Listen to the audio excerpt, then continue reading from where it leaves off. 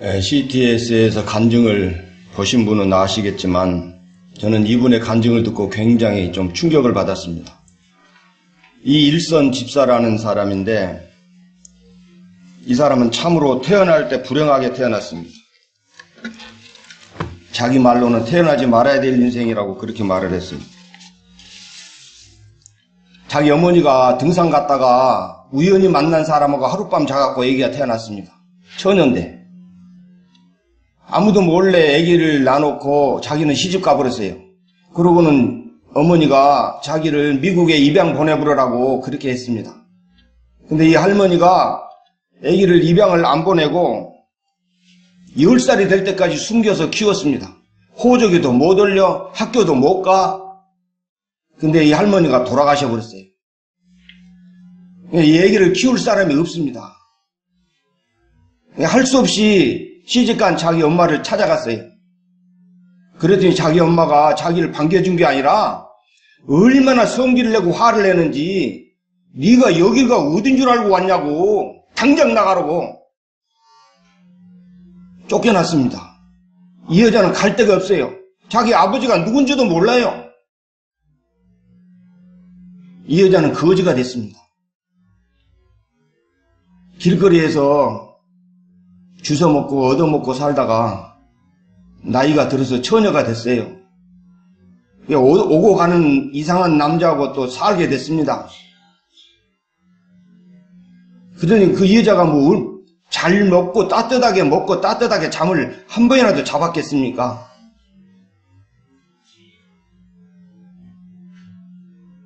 어느덧 그 남자하고 사이에 아기가 셋이나 태어났어요. 6살, 4살, 2살 태어났는데 이 여자가 몸이 실실 아파요. 굉장히 몸이 피곤하고 도대체 이 나이에 이러가 싶어서 병원에 갔어요. 암 말기란 걸 알았습니다. 자궁경부암 말기요. 아기는 4살, 6살, 4살, 2살이고 자기 남편은 사업을 해갖고 망해서 신용불량자가 돼가지고 돈이 한 푼도 없습니다. 근데다가 폐병이 걸려갖고 죽어가요. 태어나기도 불쌍하게 태어났지만 어쩌다가 이런 인생이 됐는지. 근데 놀라운 소식이 하나 들었습니다. 보험금이 나왔어요. 암보험금이 2천만 원이 나왔습니다. 남편은 죽어가, 자기도 죽어가 1년밖에 못 살아요. 근데 암보험금이 2천만 원이 나왔으니 얼마나 큰 돈입니까? 월 사골세도 못 내는데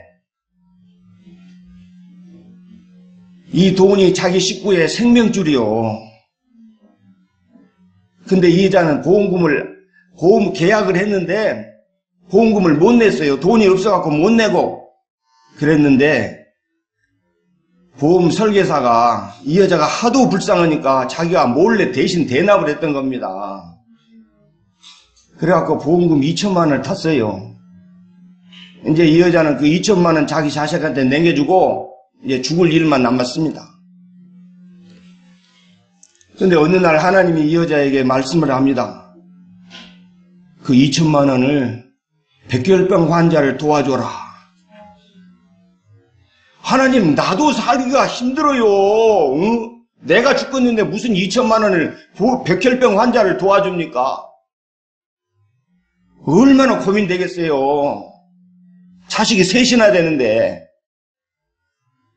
고민하다가 결단을 내렸습니다. 하나님이 말씀을 하셨으니 내 자식을 죽이든지 살리든지 알아서 하시겠죠.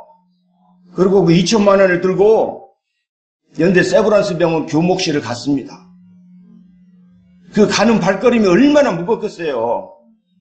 교목실에 가서 2천만 원을 드렸습니다. 그랬더니 백혈병 환자를 위해서 써주세요. 누가 드렸다고 할까요? 제 이름 알 거 없고요. 아니, 누가 드렸냐는 알아야 될 거 아닙니까? 무슨 하실 말씀을 한마디만 좀 해주세요. 그분이 말씀하시기를 하나님 잘 믿으시라고 그렇게만 전해주랍니다. 그리고 그 돈을 주고 온목실을 나와서 비상계단에 앉아가지고 펑펑 울었습니다. 얼마나 울었는지 몇 시간을 울었는지 몰라. 돈이 아까워서 운 게 아니고 내가 죽어가는 이 마당에 하나님이 나한테 한 걸 한 개라도 내가 하고 죽는다는 생각에, 내가 하나님 뜻을 했다는 생각에 너무너무 기뻐가지고 펑펑 울었어요. 몇 시간을 울고 나니까 속이 시원하고 몸이 좀 가벼워졌습니다. 병원에서는 이제 말기니까 원래 방사선 치료 온 다음에 항암 주사 맞잖아요. 근데 그 두 개를 같이 한 번 해자고 그랬습니다. 그 몸이 견디든가 말든가 하여튼 어차피 죽을 몸인데 방사선하고 항암을 같이 치료하기로 병원을 갔어요. 웬일입니까? 암덩어리가 싹 사라져버렸습니다. 어떻게 그럴 줄 알았겠어요? 하나님 매정하다고 어떻게 이럴 수가 있냐고 그랬지, 이렇게 골치줄 줄 어떻게 알았냐? 암이 싹 사라져버렸어요. 그리고 그 3명의 아기를 잘 키워주셨습니다. 지금은 그 남편하고 학원을 하는데요, 이 학원에서 쫓겨난 놈, 저 학원에서 쫓겨난 완전히 꼴통들만 모여가지고 그 애기 마음에 상처가 가득 찬 그런 애기만 보내줘요. 하나님이 갖춰줍니다. 이 애기는 이렇게 마음에 상처가 있단다. 그걸 상담을 하면서 하나님 말씀으로 치료하면서 여기저기서 떠돌던 애기가 말씀으로 정착을 합니다. 과연 우리는 하나님 하신 그 명령을 얼마나 무섭게 들고 정말 내 목숨까지 바쳐서 순종할 각오가 되어 있는가? 나는 그 집사만 또 못한 사람인가?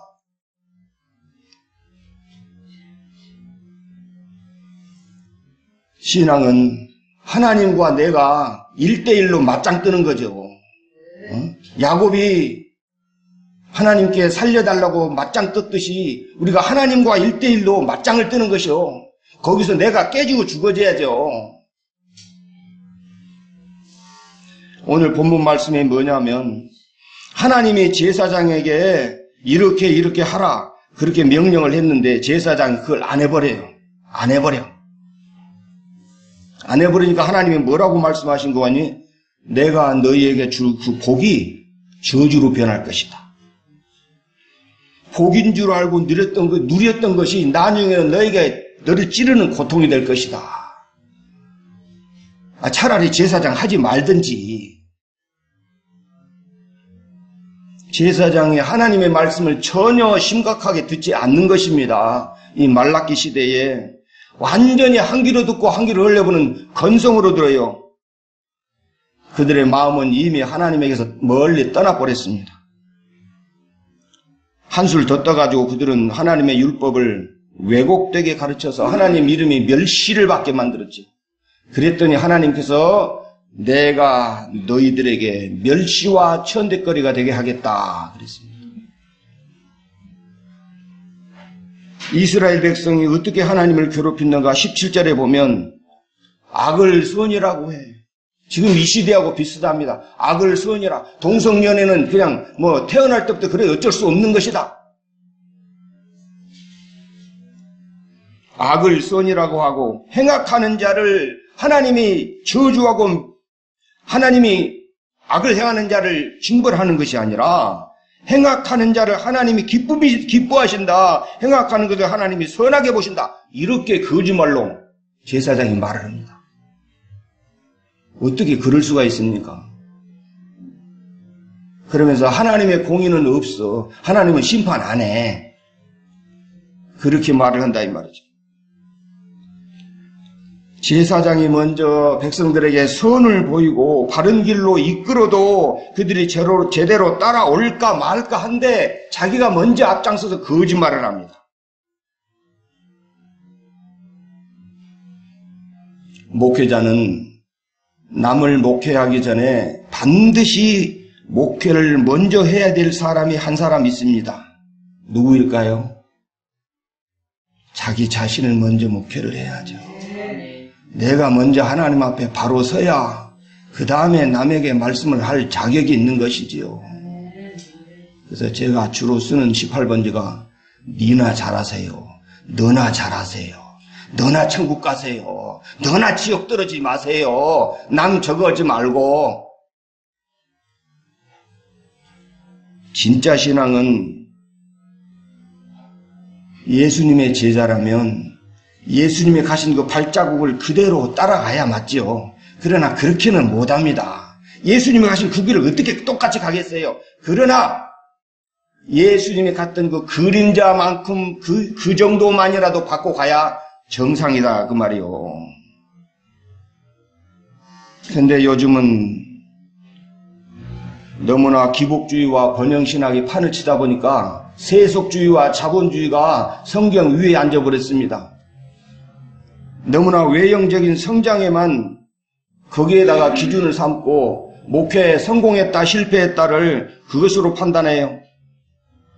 자, 여러분, 목회의 성공과 실패를 내가 판단하고 옆 사람을 판단할 자격이 있습니까? 그건 누가 판단해야 돼요? 심판주만이 그걸 판단할 자격이 있는 것이지 어떻게 내 눈으로 나는 목회에 성공했다, 나는 목회에 실패했다, 어떻게 그런 말을 합니까? 내가 심판주요. 교회 건물이나 교인 숫자나 헌금 액수로 판단하는 것은 너무너무 세속적인 거요. 세상 사람이 그렇게 판단한다고 나까지 그러면 되겠습니까? 분명한 거 하나는 내가 하나님의 심판대 앞에 달게 벗은 모습으로 똑바로 섰을 때 하나님이 나를 볼 때 네가 세상에서 뭘 했고 어떤 권세를 누렸고 돈이 얼마나 많았고 그런 건 하나도 안 따진다는 사실이죠. 전혀 그런 건 하나도 취급을 안 하고 하나도 비중을 안 두고 뭘 따질까? 네가 나를 얼마나 진심으로 마음을 바치고 정성을 바쳐서 나를 사랑했는가? 또 네가 나를 얼마나 두려워했느냐? 내 말에 얼마나 무서워 떨었느냐? 그리고 네가 정말로 나를 몇 번이나 기쁘게 순종했느냐? 그걸 보시지 않을까 생각합니다. 목회의 결과보다는 목회의 동기와 목회의 과정과 목회의 절차, 그것을 훨씬 더 중요하게 보신다 이 말씀이죠.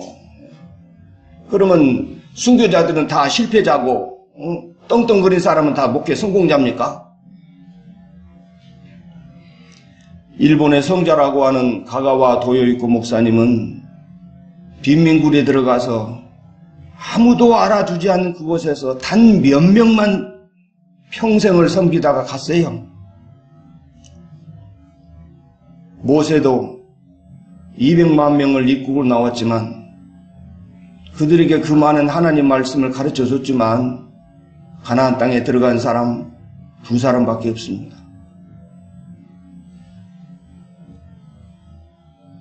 요한계시록에 나와 있는 7교회가 지금 우리 교회에게 주는 가장 확실하고 현실적인 말씀이라고 저는 항상 생각합니다.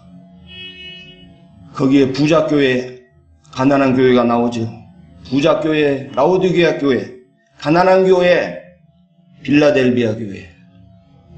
빌라델비아 교회에게 하나님 예수님께서 너는 왜 그렇게 교회가 작냐? 왜 이렇게 돈도 없고 왜 이렇게 힘이 약하냐? 그 말을 하나도 안 했습니다.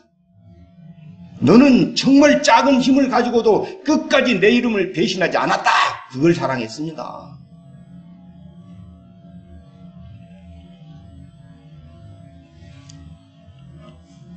이 한 말씀만 드리고 마치게요. 313년에 밀라노 칙령이 발표됐습니다. 그때 로마 황제와 동로마 황제 2사람이 사인을 했어요. 로마 황제는 콘스탄티누스 황제고 동로마 황제가 리키니우스라는 황제. 근데 동로마 황제 리키니우스가 거기다 사인을 하고 나서 3년 후에 태도가 확 바뀌어버렸습니다. 기독교인들이 자기 말을 안 들어먹어. 하나님 말은 잘 들어먹는데 황제 말을 안 들어먹어요.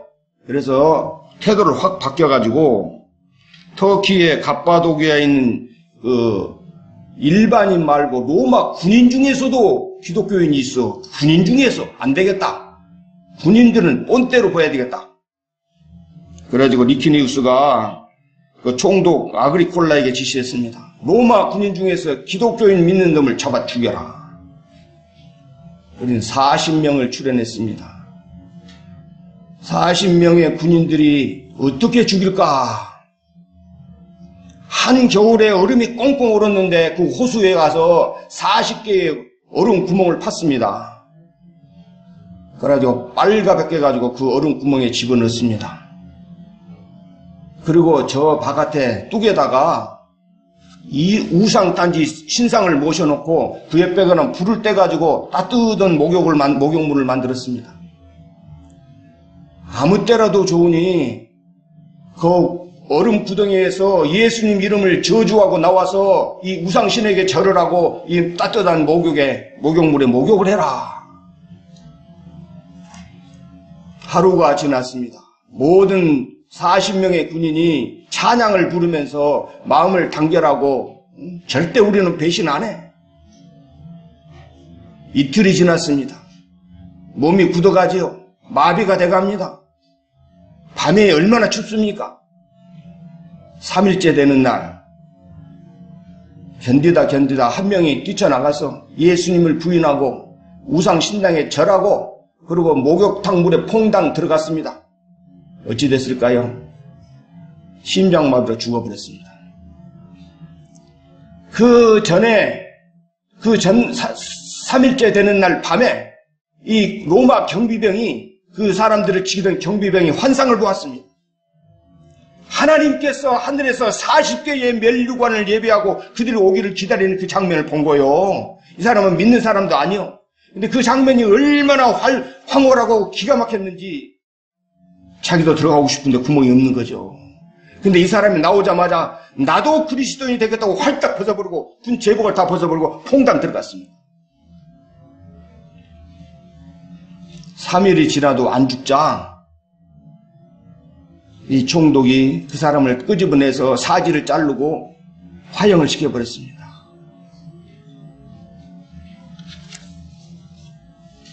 과연 나는 이 사람들처럼 얼음 구멍 속에서 얼어 죽을 각오가 되어 있는가?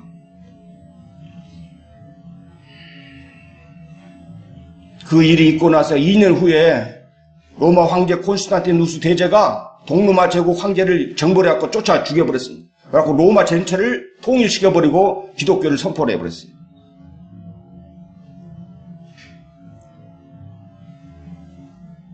이일선 집사처럼 그 2천만 원 생명 같은 그 돈을 달라는 그 말씀에 순종할 수 있겠는가? 신앙의 절정이 뭔가? 그렇게 외형적으로 남보기에 성공했다고 그것이 진짜일까요? 제가 존경하는 빌 하이벨스 목사님이 이런 말을 했습니다. 리더에게는 3가지가 필요하다. 첫 번째는 예수님을 닮는 인격, 그 신앙 인격이 예수님을 얼마나 닮아가는가. 두 번째는 그 사람이 하나님과 얼마나 가까워서 얼마나 친밀해서 하나님의 능력이 나타나는가, 하나님의 권세가 나타나는가. 세 번째는 자기가 아는 그 사람들과 얼마나 화목하게 포용하며 지낼 수 있는가. 그것이 지도자의 3가지 조건이라고 그렇게 말했어요. 지금 이 시대가 얼마나 암울합니까? 발등만 쳐다보지 마시고 내가 주님 앞에 섰을 때 나는 주님에게 뭘 내드릴 것인가? 뭘 하나님께 내가 내 손에 쥐고 있는 것이 뭘 드릴 것인가? 우리는 목회를 멀리 보고 신앙의 근본을 잘 지켜야 된다. 그죠? 예수님은 나에게 업적을 갖고 칭찬한 것이 아니고 너는 그 환경에서도 그런 힘든 지경에서도 끝까지 네가 할 일을 잘했구나. 그거 한마디 들으면 우리는 신앙의 성공이 아닌가. 하박국 시대의 제사장들처럼 인본주의로 세속주의로 그러므로 말미암아 제사장 된 것이 오히려 저주거리가 돼버리는 그런 일이 있어서는 안 될 줄 믿습니다. 신앙생활을 잘해서 주님 앞에서 칭찬받고 면류관 받고 여러분의 인생이 절대로 실패자가 아니라고, 헛된 인생이 아니라고 그러시기를 축복합니다. 혹시라도 하나님 말씀을 두려워하지 않는 분이 있다면, 혹시라도 목회의 동기와 목적이 세속적이라면 정말 지금이라도 나의 가는 길이 빛 가운데로 걸어가기를 원합니다. 어두컴컴한 데 갔다가 빛 가운데로 왔다 갔다 하는 것이 아니고 빛 한가운데로 가기를 원합니다. 진리 한가운데로 가기를 원합니다. 욕을 먹든가 말든가 손해를 보든가 진리 한가운데로 똑바로 가기를 원합니다. 그러다 내 목숨이 끊어지면 잘한 것이고 살려주면 사는 것이고, 사람의 평가에 신경 쓰지 마시고 호람대어로 하나님과 친밀하게 사시기를 축복합니다. 기도하겠습니다.